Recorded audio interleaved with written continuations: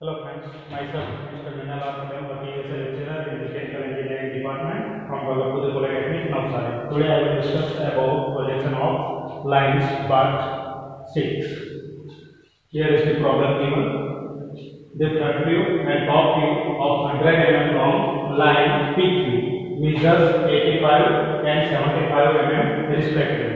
एक આપણને લાઈન આપેલી છે PQ નામ આપેલું છે એના ફ્રન્ટ વ્યૂ અને ટોપ વ્યૂ માપતા અનુક્રમે 85 અને 75 mm થાય છે બરાબર 100 mm લાંબી લાઈન છે જેના ફ્રન્ટ વ્યૂ અને ટોપ વ્યૂ 85 અને 75 mm થાય છે the end P is એનો એક છેડો capital P 15 mm 15 mm below HP and 25 mm behind VP. હવે અગાઉના પ્રોબ્લેમ કરતા થોડો અલગ છે કે અહીંયા આગળ આપણને 15 mm below HP આપેલું છે એટલે HP ની સપાટીથી 15 mm નીચે છે P છેડો અને કેટલો પાછળ છે આ વર્ટિકલ પ્લેન VP કરતા કેટલો પાછળ આપેલો છે તો 25 mm behind VP. VP કરતા 25 mm પાછળ છે 15 mm HP કરતા નીચે છે અને 25 mm VP કરતા પાછળ છે એટલે પોઈન્ટ P નો છેડો અહીંયા આગળ આવેલો છે બરાબર હવે draw the projections and determine its inclination with HP and VP. હવે આ જે લાઈન છે કે HP અને VP સાથે કેટલો ખૂણો બનાવશે એ આપણે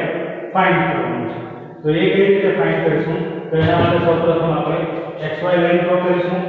જે ડેટા આપેલા છે એ લખી દઈશું એક બાજુએ સાચી લંબાઈ 100 છે ફ્રન્ટ વ્યૂ 85 અને ટોપ વ્યૂ 75 mm આપેલા છે બાકીના બધા આન્સર્સ આવશે બરાબર તો આપણે એક રફ ફિગર કન્સિડર કરીએ જેવી રીતે આપણે દરેક પ્રોબ્લેમમાં કન્સિડર કરતા હતા તો આ ફિગરને આપણે રફ ફિગર તરીકે વિચારીએ બરાબર હવે આની અંદર આ ફિગરને આપણે અહીંયા આગળ કમ્પ્લીટ કરવાનું છે પરંતુ આ જે પ્રોબ્લેમ છે તે આપણો ફર્સ્ટ ક્વાડ્રન્ટનો હતો પહેલા ચરણમાં આપણી લાઈન પડી ગઈ અત્યારે આપણે છેડાની પોઝિશન અહીંયા આપેલી છે HP કરતા નીચે અને VP કરતા પાછળ બાકીના દરેક પ્રોબ્લેમમાં પહેલા પ્રોબ્લેમમાં શું હતું કે HP કરતા ઉપર અને VP કરતા આગળ એટલે પહેલા ચરણમાં હતું હવે એની જગ્યાએ ફર્સ્ટ સેકન્ડ અને થર્ડ ક્વાડ્રન્ટમાં છે થર્ડ ક્વાડ્રન્ટમાં છે એટલે એના કરતા ઉલટું થશે આમાં આપણને ફ્રન્ટ વ્યૂ ઉપર દેખાતો હતો સામેથી જોતા આમાં ફ્રન્ટ વ્યૂ લાઈન આપણે અહીંયા છે તો ફ્રન્ટ વ્યૂ આપણને અહીંયા દેખાશે એટલે કે XY લાઈન કરતા નીચે દેખાશે અને ટોપ વ્યૂ આપણને અહીંયા દેખાશે પરંતુ આપણે ઉપર ફરશે એટલે એ ક્યાં જશે ઉપરની બાજુએ જશે આ રીતે આપણે કન્સિડર કરીએ અહીંયા આગળ લાઈન છે એનો ફ્રન્ટ વ્યૂ આપણને અહીંયા નીચે દેખાશે XY લાઈન કરતા ટોપ વ્યૂ અહીંયા દેખાશે અને એ ફરશે એટલે એ ઉપર હશે આ હોરિઝોન્ટલ પ્લેન છે આ વર્ટિકલ પ્લેન છે અહીંયા આગળ દેખાશે ટોપ વ્યૂ અને આ ફરશે એટલે ટોપ વ્યૂ ઉપર જશે આગળના પ્રોબ્લેમમાં આપણું શું હતું કે ફ્રન્ટ વ્યૂ ઉપર હતો હવે ફ્રન્ટ વ્યૂ આપણો નીચે આવશે એટલે આ જે ફ્રન્ટ વ્યૂ છે એ ફ્રન્ટ વ્યૂ આપણો ક્યાં આવશે અહીંયા આગળ આવશે અને ટોપ વ્યૂ ક્યાં જશે ઉપર જશે એટલે આનું નામ આપી દઈશું ફ્રન્ટ વ્યૂ અને આનું નામ આપી દઈશું ટોપ વ્યૂ ઉપર જશે બરાબર હવે જે બાજુ ફ્રન્ટ વ્યૂ હોય એ બાજુ હંમેશા થીટા અને આલ્ફા એટલે આ બંને એંગલ અહીંયા આવશે થીટા અને આલ્ફા એંગલ અહીંયા આવશે અને જે બાજુ ટોપ વ્યૂ હશે ઉપરની બાજુ ટોપ વ્યૂ છે XY લાઈનની તે બાજુએ હંમેશા ફાઈ અને બીટા આવશે એટલે અહીંયા જે ફાઈ અને બીટા હતા તે ઉપર બરાબર છે હવે અહીંયા આગળ ફ્રન્ટ વ્યૂ આવી ગયો ફ્રન્ટ વ્યૂમાં નામ હંમેશા ડેશમાં આવશે એટલે ડેશ બધા નીચે આવશે અને ઉપર ટોપ વ્યૂ છે એટલે ઉપર કોઈ જગ્યાએ ડેશ આવશે નહીં અને લાઈન આપણને PQ આપેલી છે એટલે નામ આપણે અહીંયા P અને Q ના ફોર્મમાં લખવાના છે તો આ ફિગરને આપણે અહીંયા આગળ કમ્પ્લીટ કરવાની છે હવે પોઈન્ટની પોઝિશન આપણે માર્ક કરી લઈએ તો P છેડો જે છે તે આપણને ક્યાં આપેલો છે 15 mm નીચે આપેલો છે એટલે સામેથી જોતા આપણે જોઈશ તો 15 mm જેટલું નીચે દેખાશે એટલે અહીંયાથી કોઈ પણ એક જગ્યાએ પોઈન્ટ લઈશ XY લાઈન પર અહીંયાથી 15 જેટલી લાઈન નીચે ખેંચીશ અહીંયા આગળ ડિસ્ટન્સ બતાવી દઈશ આ છે 15 mm અને 25 mm VP કરતા પાછળ છે એટલે આ વર્ટિકલ પ્લેન કરતા 25 mm પાછળ છે તો એ ક્યાંથી દેખાશે ઉપરથી એટલે ટોપ વ્યૂ માંથી દેખાશે આ 25 નું ડિસ્ટન્સ જે છે આ 25 તે અહીંયા દેખાશે પરંતુ ટોપ વ્યૂ જોઈએ ત્યારે પ્લેનને આપણે ફેરવીએ છીએ આ પ્લેન હોય તો એ ઉપરની તરફ ફરશે આ સાઈડનું પ્લેન હોય તો ઉપરની તરફ ફરશે આ સાઈડનું પ્લેન હોય તો નીચેની તરફ ફરશે હવે આ જે 25 જેટલું ડિસ્ટન્સ હતું અહીંયા એ 25 આપણને અહીંયા દેખાય પરંતુ આ આ પ્લેન ઉપર ફરશે એટલે આ 25 ક્યાં જશે ઉપર જશે xy લાઈન થી ઉપર જશે એટલે અહીંયાથી હું 25 જેટલો ડિસ્ટન્સ લઈશ અને અહીંયા આગળ ડાયમેન્શન બતાવી દઈશ 25 બરાબર છે ઓકે એટલે જે ભાગ થઈ જાય છે તે હું આની અંદર કેન્સલ કરતો જાઉં છું આટલો ભાગ આપણો થઈ ગયો xy લાઈન પણ આપણે ડ્રો કરી દીધી છે બરાબર પછી નેક્સ્ટ સ્ટેપ શું આવશે આ જે પ્રોજેક્શન છે એ પ્રોજેક્શન આપણે ખેંચવાનું છે તો સીધી લાઈન હું પ્રોજેક્શન બતાવીશ આ રીતે એટલે આટલો ભાગ આપણો કમ્પ્લીટ થઈ ગયો હવે આપણે શું કરીશું ડેટા લઈશું ડેટામાં શું આપેલું છે અહીંયા આપણે કોઈ એંગલ આપેલો નથી ટ્રુ લેન્થ આપેલી છે 100 પણ એ કેટલા એંગલ પર છે તે આપેલી નથી એટલે ટ્રુ લેન્થ આપણે ડ્રો કરી શકીએ નહીં કારણ કે એંગલ આપણી પાસે નથી તો બીજું શું આપેલું છે ફ્રન્ટ વ્યૂ આપેલો છે અને ટોપ વ્યૂ આપેલો છે એટલે ફ્રન્ટ વ્યૂ અત્યારે આપણો ક્યાં છે અહીંયા આવે છે બરાબર છે થર્ડ ક્વોડ્રન્ટમાં છે એટલે નીચે છે તો આની લંબાઈ આપણને આપેલી છે આ 85 છે અને ટોપ વ્યૂ આપણને 75 આપેલો છે બરાબર તો ફ્રન્ટ વ્યૂ 85 આપેલો છે એટલે એનો મીનિંગ શું થયું કે આ જો માપ 85 હોય તો એ તો આપણે આટલો ચાપ મારીને 85 લાવેલો એટલે આ જો 85 હોય તો આમાં પણ કેટલો થશે 85 થશે કારણ કે આટલો ચાપ છે આ સીધો બરાબર એટલે આપણે અહીંયા માં લઈ શકીએ 85 બરાબર જો ફ્રન્ટ વ્યૂ નો એંગલ આપેલો હોય તો આટલા એંગલ પર આપણે ફ્રન્ટ વ્યૂ ડાયરેક્ટલી ડ્રો કરી દઈએ પરંતુ ફ્રન્ટ વ્યૂ નો એંગલ પણ નથી આપતો એટલે માપ આપણે 85 નું ક્યાં લેવું પડશે અહીંયા આગળ લેવું પડશે અને આપણો ચાપ બતાવવો પડશે એના પર કોઈ પણ જગ્યાએ એ ચાપ ઉપર લાઈન આવશે એટલે કેટલાની હશે 85 એટલે હું શું કરીશ ફ્રન્ટ વ્યૂ આપેલો છે એટલે ફ્રન્ટ વ્યૂ જેટલું માપ અહીંયાથી માપી દઈશ 85 એટલે અહીંયાથી સીધું તમારે 85 જેટલું માપ માપવાનું રહેશે 85 બરાબર અને પરિકરની મદદથી ચાપ મારવાનું રહેશે તો પરિકરની મદદથી આપણે આટલું માપ લઈશું અને અહીંયાથી સીધો આ રીતે ચાપ મારવાનું છે બરાબર છે ઓકે આટલું આપેલું છે બીજું આપેલું છે ટોપ વ્યૂ તો સેમ ટોપ વ્યૂ એટલે આ માપ આપણને આપેલું છે બરાબર એટલે કે આ જો 75 થાય તો અહીંયાથી આ માપ પણ કેટલો થશે 75 કારણ કે અહીંયાથી આપણે આ ચાપ લીધેલું છે એટલે 75 હું અહીંયા આગળ માપી દઈશ બરાબર 75 નો ચાપ લઈ લઈશું પરફેક્ટલી સ્કેલની મદદથી 75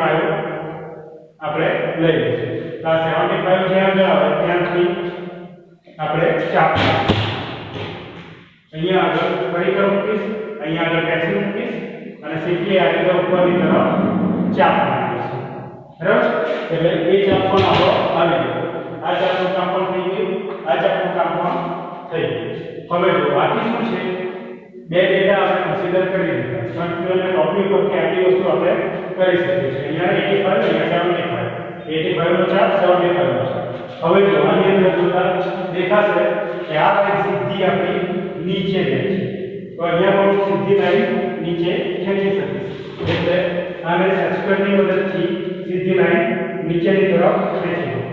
બરાબર બીજું જોઈ શકો કે આ જે ચાપ પહેલા અંતે છે અહીંયાથી સીધી લાઈન ઉપર જાય છે એટલે આ લાઈન પણ આપણે ડ્રો કરી શકીએ તો અહીંયાથી સ્ટ્રેટ લાઈન સીધી ઉપરની તરફ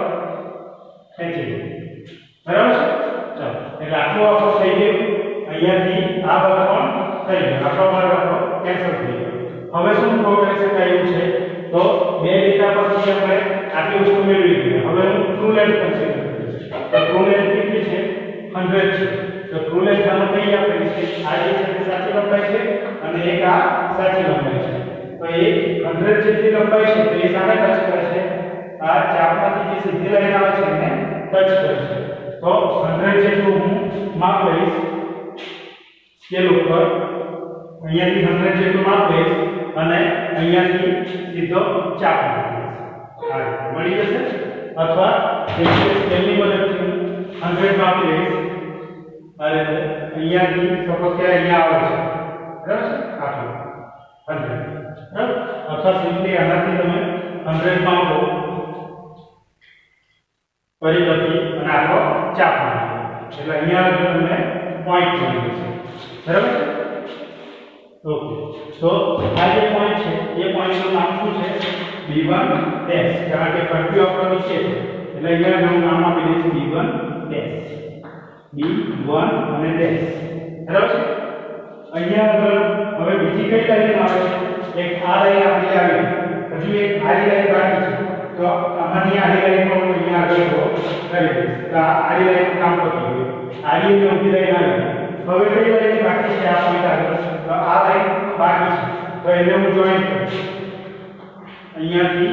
અને જોઈન્ટ કરીશ તો એ આપણે કઈ લાઈન હશે TF એટલે આ થશે ટ્રુ લેન બરાબર ચાલો હવે આગળ વધીએ તો એની બાજુનો પોઈન્ટ તો અહીંયા આપણે ચાપ મળે છે આપણો અને આ લાઈન મળે છે આડી લાઈન તો ચાપ મળે છે અને આડી લાઈન મળે છે હજી કઈ લાઈન બાકી છે આ લાઈન બાકી છે અને આ લાઈન બાકી છે તો એ બે લાઈનને પણ હું અહીંયા આગળ બતાવીશ આ લાઈનને બતાવીશ એટલે એ આપણો થશે ફ્રન્ટ વ્યૂ અને જોઈન્ટ કરીશ એટલે આ મળશે ફ્રન્ટ વ્યૂ અને અહીંયા જે ટચ થાય છે ત્યાંથી બીજી સીધી લાઈન પાસ થાય છે એ સીધી લાઈન પણ બતાવી દઈશ આ રીતે જે આ ચાપને જોઈન્ટ કરશે બરાબર છે આગળ ડ્રો કરેલા ચાપને જોઈન્ટ કરશે એટલે કે અહીંયા આગળ જોઈન્ટ થશે ત્યાં આગળ આપણો બી પોઈન્ટ છે તો અહીંયા આગળ પણ હું લખી દઈશ બી પોઈન્ટ હવે અહીંયા આગળ શું બાકી રહે છે તો ચાપ આવી ગયો અને સીધી લાઈન આવી આ ચાપ અને સીધી લાઈન હવે આ લાઈન બાકી છે તો એ લાઈનને આપણે અહીંયાથી જોઈન્ટ કરી દઈશું આ રીતે બરાબર જે આપણે કહેવાશે ચાપ સાથે ટચ થાય તે ટોપ વ્યૂ છે એટલે અહીંયા આગળ હું લખી દઈશ ટોપ વ્યૂ બરાબર હવે અહીંયાથી એક આડી લાઈન પાસ થાય છે તો એ આડી લાઈન પર અહીંયાથી હું પાસ કરી દઈશ આ રીતે જે આને ટચ કરશે બરાબર હવે અહીંયા આ લાઈન આવી ગઈ આ લાઈન આવી ગઈ એક આ બાકી છે તો એ લાઈનને અહીંયાથી આપણે કમ્પ્લીટ કરીશું